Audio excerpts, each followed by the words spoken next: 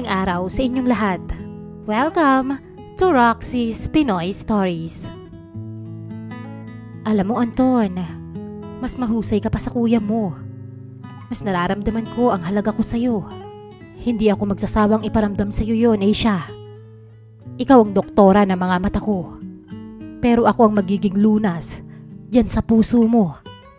Naniniwala ka ba na ang mga mata ang bintana ng ating kaluluwa?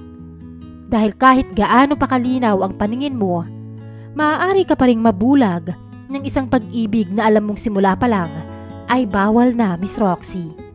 Paano kung ang taong nagbigay sa'yo ng kakayahang makakita ng maayos ay siya ring dahilan kung bakit ayaw mo nang tumingin sa iba?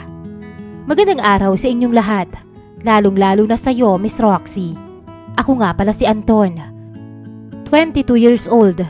Isa akong second year nursing student at dahil sa hirap ng buhay, nakikitira lang ako sa kuya ko na si Paulo. Si Kuya Paulo ang nagpapaaral sa akin at nagbibigay ng baon ko araw-araw. Pero sa loob ng bahay niya, hindi lang ang pasasalamat ko kay kuya ang namumuo, kundi pati ang isang damdamin na pilit kong itinatago para sa kanyang asawa, ang aking hipag na si Doktora Asia. Si Ate Asia ay isang ophthalmologist o doktora sa mga mata. Siya ay 28 anyos, matalino, seryoso sa trabaho, at napakaganda, Miss Roxy. Napakalambing pati pagdating sa pamilya. Bilang nursing student, hangang-hanga ako sa kanya. Madalas niya akong turuan ng mga terminolohiya sa medisina at mga tips kung paano maging isang mahusay na healthcare professional. Pero sa totoo lang, kahit nursing student ako, may sarili rin akong problema sa paningin. Malabo ang mga mata ko, kaya madalas akong pumupunta sa kanya para sa check-up. Doon nagsimula ang lahat, Miss Roxy. Sa tuwing sinusuri niya ang mga mata ko, napakalapit ng mukha niya sa akin. Kahit malabo ang paningin ko bago ko isuot ang salamin, malinaw na malinaw kong nakikita kung gaano kaganda si Ate Asia. Yung kutis niya na parang porselana, yung bango niya na amoy malinis na ospital na hinaluan ng mamahaling pabango, at yung mga mata niyang tila ba binabasa ang bawat iniisip ko. Sa loob-loob ko, hindi ko maiwasang mainggit sa Kuya Paulo ko. Napakaswerte niya na nakahanap siya ng asawang tulad ni Ate Asia. Pero dahil asawa siya ng kuya ko, pilit kong iniiwasan ang anumang mali siya sa isip ko. Pinapaalalahanan ko ang sarili ko na ate ang tawag ko sa kanya. Dahil malapit lang ang campus ko sa ospital kung saan siya nagtatrabaho, araw-araw akong sumasabay sa kanila sa sasakyan. Minsan, ako pa ang sumasama sa kanya para ihatid siya sa opisina bago ako tumuloy sa school. Minsan naman, kaming dalawa lang ang naiiwan sa sasakyan. Doon kami nagkakaroon ng pagkakataon na mag-usap ng mas masinsinan. Anton, kamusta naman yung eyeglass na ibinigay ko sa'yo? Hindi ba sumasakit ang ulo mo o nahihilo? Tanong niya sa akin isang umaga habang nagmamaneho siya. Inayos ko ang suot kong salamin at tumingin sa kanya. Maayos naman, ate. Nakakakita na ako ng maayos ngayon. Salamat talaga dito, ha. Malaking tulong to sa pag-aaral ko. Ngumiti siya ng bahagya. Yung ngiting nagpapatibok ng puso ko ng mabilis. Wala yun. Kapatid ka ni Paulo kaya libre na yan. Gusto ko lang na maging maayos ang paningin mo para hindi ka mahirapan sa mga lectures nyo. Pagkababa ko sa school, hindi ko maiwasang mapangiti habang hawak ang salamin ko. Nung mabasag kasi ang dati kong salamin, siya agad ang nag-alok na palitan ito. Dahil bayaw niya ako, ibinigay niya ito ng walang bayad. Sa katunayan, Miss Roxy, matagal na akong nahuhumaling kay Ate Asia. Hindi ko lang maamin dahil alam kong maling-mali. Dumidistansya ako hanggang kaya ko. Pero mahirap talaga kapag iisang bubong lang ang tinitirhan nyo at araw-araw mong nakikita ang kanyang kagandahan. Pero may isang bagay na nagpapabigat sa loob ko. Si Kuya Paulo ay nagtatrabaho sa gobyerno bilang isang counselor. Maraming tao ang rumispeto sa kanya dahil sa kanyang posisyon. Pero bilang kapatid na nakatira sa bahay niya, alam ko ang mga baho niya. Alam ko ang mga gawain ni Kuya Paulo na nambababae. Ilang beses ko na siyang nahuli na may kausap na ibang babae sa phone. At minsan, umuuwi siyang may amoy ng ibang pabango na hindi kay Ate Asia.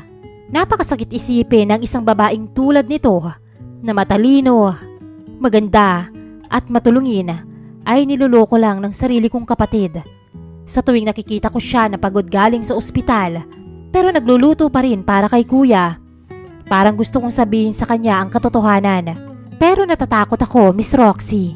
Natatakot ako na baka pag nalaman niya, magulo ang pamilya at mawalan ako ng matitirhan at pangmatrikula. Pero higit sa lahat, natatakot ako dahil baka mas lalo lang akong mahulog sa kanya kapag nakita ko siyang nasasaktan. Minsan, kapag nag-aaral ako sa gabi at nakikita ko siyang dumadaan sa tapat ng kwarto ko, napapatitig na lang ako. Iniisip ko kung paano nagagawa ni Kuya Paulo na maghanap ng iba kung meron na siyang perfect na asawa sa piling niya. Ang salaming bigay ni Ate Asia ang nagsisilbing paalala sa akin na siya ang nagbigay linaw sa mundo ko. Pero siya rin ang dahilan kung bakit nagiging malabo ang paninindigan ko bilang isang kapatid at bilang isang bayaw. Sana ako na lang si Kuya. Bulong ko sa sarili ko habang tinitignan ang refleksyon ko sa salamin. Gusto ko siyang protektahan. Gusto ko siyang pasayahin. Pero sa ngayon, mananatili muna akong nursing student na nakikisabay sa sasakyan nila. Suot ang salamin na regalo niya habang tahimik na nagmamasid sa pagkabulag ng asawa niya sa tunay niyang halaga.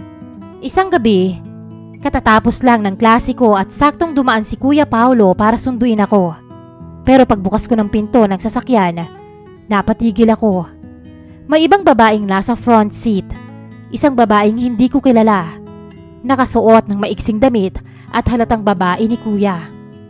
Nakaramdam ako ng matinding inis noon. Hindi pa rin talaga tumitigil ang kuya ko sa pambababae niya. Ang mas nakakasuka pa, naglalandian sila sa harap ko habang nagmamaneho si Kuya. Parang wala silang pakialam na nasa backseat ako, nakikinig sa kanilang mga bulungan at tawa na puno ng mali siya. Nang maihatid na ni Kuya ang babae sa kanto ng isang subdivision, hindi ko na napigilan ang sarili ko. Pagkaalis ng babae, kinumpronta ko siya agad. Kuya, ano yun? Bakit may kasama kang ibang babae sa sasakyan? Niloloko mo na naman ba si Ate Asia? Diretsahan kong tanong sa kanya. Baka sa boses ko ang galit na matagal ko nang kinikimkim. Tumingin sa akin si Kuya Paulo sa rearview mirror. Seryoso ang kanyang mukha at tila ba wala siyang ginagawang mali. Anton, huwag kang mangialam sa mga ginagawa ko. Manahimik ka na lang kung gusto mo pang magpatuloy ang pag-aaral mo. Intindihin mo yung libro mo, wag yung buhay ko. Pero kuya, maling-mali ang ginagawa mo. Maawa ka naman kay Ate Asia. Napakabait niya sa'yo. Siya pa ang nag-aayos ng lahat sa bahay tapos gaganito ka lang? Singhal ko sa kanya. Hindi ko talaga masikmura ang kapal ng kanyang mukha. Biglang itinigil ni Kuya ang sasakyan sa gilid ng kalsada at hinarap ako nang nalilisik ang mga mata. Makinig ka sa akin, Anton. Kung hindi ka mananahimik at kung magsusumbong ka kay Asia, puputulin ko ang suporta ko sa'yo. Ikaw ang magbayad ng matrikula mo at ikaw ang maghanap ng titirhan mo. Naiintindihan mo? Napatigil ako, Miss Roxy. Wala akong nagawa kundi manahimik na lang. Nursing student ako at alam kong hindi ko kakayanin ang gastos kung mawawala ang suporta niya. Pero sa loob-loob ko, parang unti-unting nadudurog ang respeto ko sa sarili kong kapatid. Pag-uwi namin sa bahay, sinalubong kami ni Ate Asia ng may malapad na ngiti. Masaya siyang naghain ng pagkain sa mesa. Nagluto siya ng paborito naming ulam. Napaka-presko ng itsura niya kahit galing din siya sa trabaho sa ospital. Habang kumakain kami, hindi ko maiwasang mainis habang pinapanood si Kuya Paulo. Ang galing niyang magpanggap, Miss Roxy. Nakikipagtawanan siya kay Ate Asia na parang wala siyang kalandian na babae kanina lang. Napansin ko rin na tinitignan ako ni Kuya ng makahulugan. Alam kong isa yung babala na huwag akong gagawa ng anumang kalokohan o magsasalita ng labas sa usapan. Sa paglipas ng mga araw, mas lalo kong hindi masikmura ang mga panluloko ni Kuya. Dumating ang gabi ng kanilang 3rd wedding anniversary. Si Ate Asia, maagang umuwi at naghanda ng isang espesyal na dinner. Nakabihis siya ng maganda, suot ang isang eleganting dress na lalong nagpaangat sa kanyang kagandahan. Pero lumipas ang mga oras, hindi man lang nakaalala si Kuya Paulo. Hindi siya umuwi ng maaga at hindi man lang siya tumawag, Miss Roxy. Nakita ko si ate na malungkot na naghihintay sa balkonahe. Nakatingin sa malayo habang hawak ang isang baso ng wine. Nilapitan ko siya noon para i-comfort. Ate Asia, okay ka lang ba? Baka na-traffic lang si Kuya sa daan. Tumingin siya sa akin at doon ko nakita ang lungkot sa kanyang mga mata na hindi niya kayang itago. Anton, ramdam ko naman na may mali. Hindi ko lang malaman kung ano. Pero alam mo, pakiramdam ko lumalayo na ang loob ng kuya mo sa akin. Hindi na siya yung dating Paulo na nakilala ko. Kinabahan ako nang bigla siyang magtanong, "May alam ka ba, Anton? May hindi ka ba sinasabi sa akin tungkol sa kuya mo?" Napapansin ko kasi na parang may itinatago kayong dalawa. Napilitan akong magsinungaling, Miss Roxy. Wala ate. Wala akong alam. Baka pagod lang talaga si kuya sa trabaho. Doon mas lalo akong nag-guilty. Pakiramdam ko ay traidor din ako dahil pinagtatakpan ko ang kasalanan ng kapatid ko sa babaeng matagal ko ng lihim na minamahal. Pero bago ako umalis sa tabi niya, sinabihan ko pa rin siya. Pero ate, huwag ka masyadong magpakampante. Kung ramdam mong may mali, pwede mo namang alamin ang totoo. Huwag mong hayaang gawin kang tanga. Isang gabi, umuwi akong late dahil sa dami ng activities sa school. Pagpasok ko sa bahay nila, nagitla ako nang makita ko ang mga nagkalat na damit sa loob mula sa pintuan hanggang sa hagdanan. Doon ko narinig ang mainit na tagpo sa pagitan ni Ate Asia at Kuya Paulo mula sa kanilang kwarto. Nakaramdam ako ng matinding pagsiselos. Nagsiselos ako dahil nagagawa pa rin ang kinin ng kuya ko, ang asawa niya pagkatapos niyang magpakasasa sa ibang babae sa labas. Parang hindi man lang siya nakukonsensya na ang katawang niyayakap niya sa gabi ay ang parehong katawan na niloloko niya sa araw. Kinabukasan, nakasabay ko silang dalawa sa sasakyan. Sinadya kong pumasok ng maaga sa loob ng kotse para iwan ang isang ebidensya na hindi nila pwedeng baliwalain. Habang nasa biyahe kami, biglang may nakita si Ate Feli sa ilalim ng passenger seat. Isang pangbabaeng damit, isang manipis na blouse na alam kong hindi sa kanya dahil hindi ito ang suot ng isang doktora. Ano to, Paulo? Kaninong damit to? Nanginginig ang boses niya habang itinataas ang blouse. Napatigil si Kuya Paulo sa pagmamaneho. Namutla ang kanya mukha at nagsimulang magpaliwanag ng mabilis. Yan ba? Baka sa tauhan ko sa opisina yan. Naiwan siguro nung pinasabay ko sila nung nakaraang araw. Huwag kang mag-isip ng kung ano-ano, Asia. Nag-away sila sa loob ng sasakyan noon. Ramdam ko ang tensyon at ang sakit sa boses ni ate. Sinadya ko yon, Miss Roxy. Ako ang unang nakakita ng damit na yon sa loob ng sasakyan ni Kuya. At sinadya ko yung huwag alisin dahil gusto kong sirain ang imahe ni Kuya Paulo sa kanya. Gusto kong makaganti para kay Ate Asia. Gusto kong makita niya na ang lalaking pinagsisilbihan niya ay hindi karapat-dapat sa pagmamahal niya. At habang pinapanood ko silang magtalo, hindi ko mapigilang mapahawak sa salamin ko. Malinaw na ang lahat ngayon. Ang gulo na sinimulan ko ay paraan ko para mailigtas siya. Kahit na ang kapalit nito ay ang pagkawasak ng pamilya namin.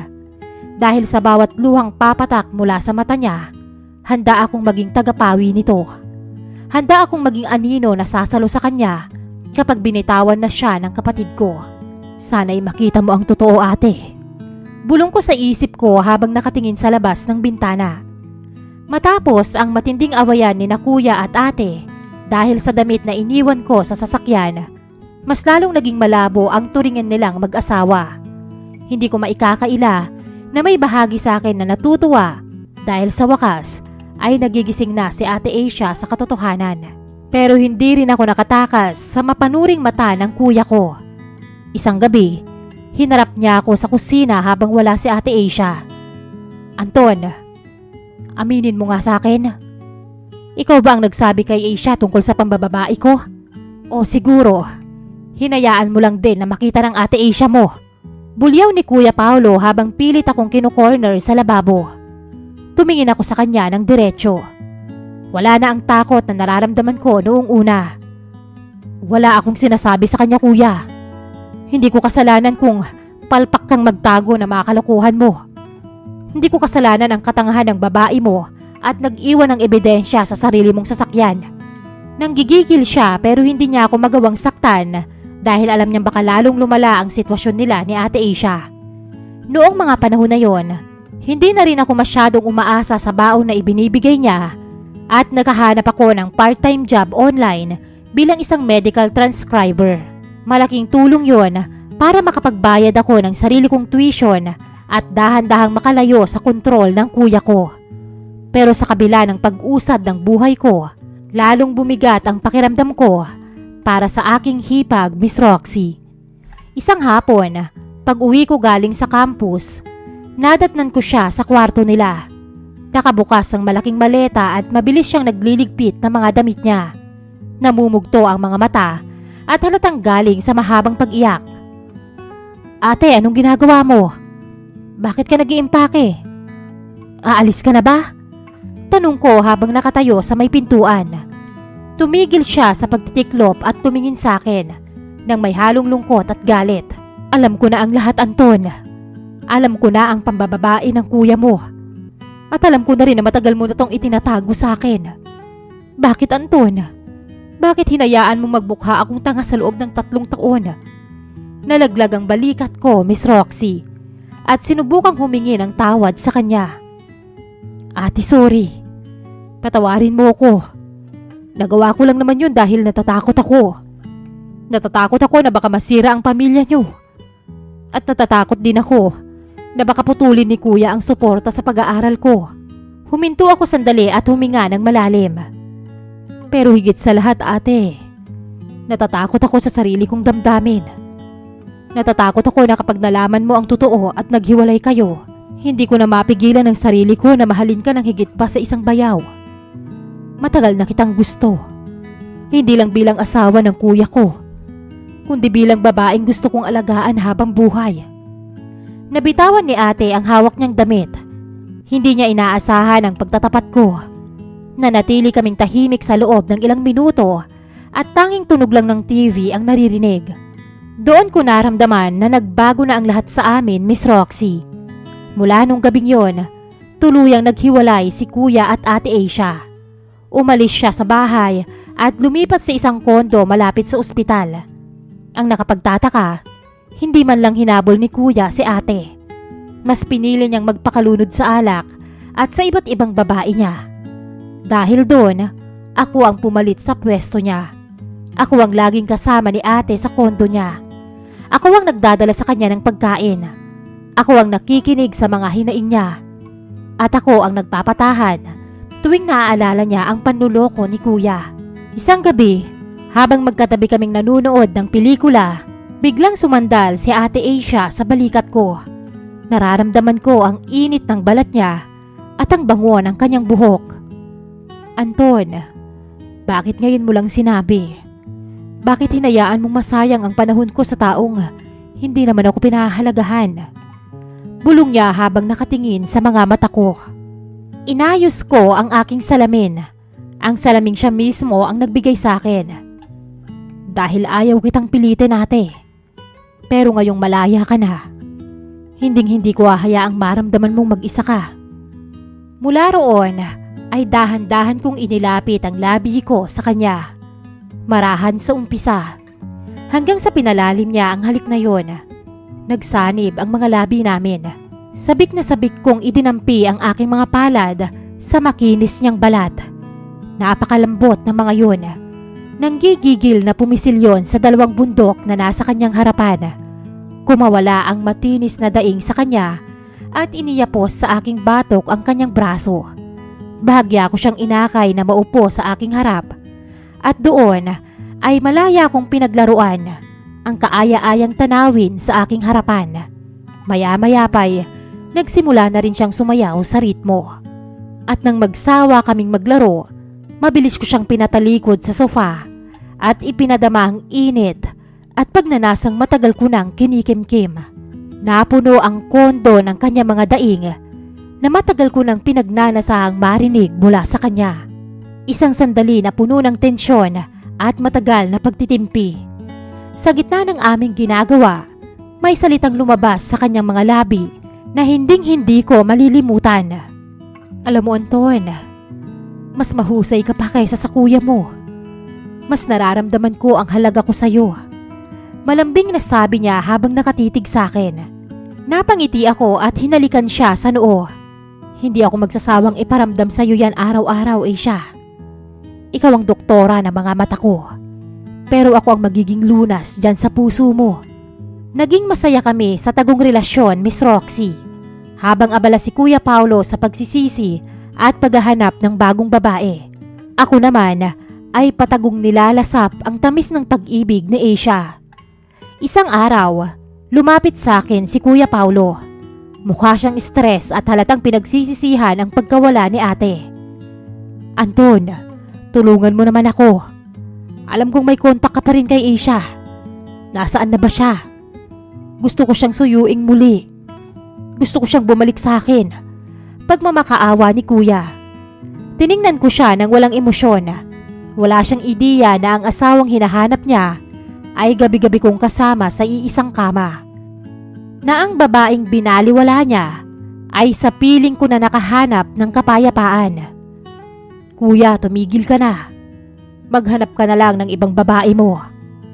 Ayaw na ni ate sa'yo at masaya na siya kung nasan man siya ngayon. Huwag mo na siyang guluhin pa dahil hindi mo na siya mababawi. Malamig mong sagot bago ko siya tinalikuran. Ito ang naging ending ng aming kwento, Miss Roxy. Isang lihim na ugnayan sa pagitan ng isang nursing student at ng kanyang dating sister-in-law. Alam kong marami ang huhusga sa amin. Pero sa mundong to, minsan, kailangan mong maging tuso para makuha ang kaligayahang nararapat sa'yo. Ang salamin na suot ko ay hindi na lang para makakita ako ng malinaw, kundi simbolo na rin to ng pagmamahal na nagbigay ng bagong kulay sa buhay ko. Kung ikaw, Miss Roxy, at sa iyong mga listeners, kung kayo ang nasa kalagayan ko, itatago nyo rin ba ang katotohanan para maprotektahan ang taong mahal nyo? Sobrang sama ko ba dahil tinitikman ko na ngayon ang dating pag-aari ng sarili kong kapatid. Hanggang dito na lamang po at maraming salamat, Miss Roxy. Ang inyong sender, Anton.